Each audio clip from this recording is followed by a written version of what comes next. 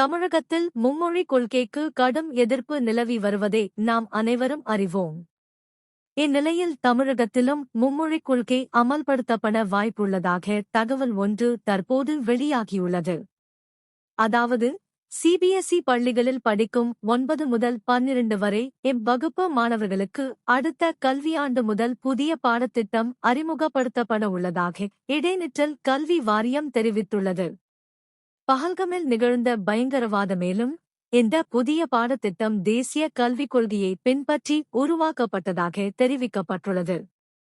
இந்த புதிய பாடத்திட்டத்தின்படி மாணவர்கள் 8ஆம் வகுப்பு வரை 3 மொழிகளை கற்று இருக்க வேண்டும் எனவும் 3வது மொழியாக ஆங்கிலம், ஹிந்தி உள்ளிட்ட 38 மொழிகளில் ஏதேனும் ஒன்றை தேர்ந்தெடுத்துக் கொள்ளலாம் என்றும் தெரிவிக்கப்பட்டுள்ளது.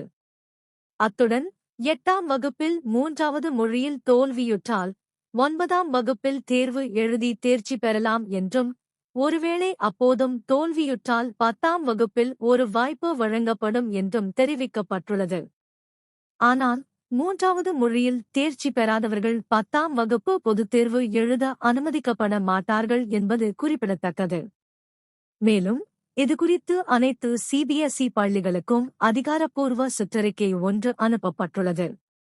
எனவே இதன் மூலம் தமிழகத்திலும் மும்மொழிக் கொள்கை அமல்படுத்தப்பட வாய்ப்புள்ளது என்பது குறிப்பிடத்தக்கது.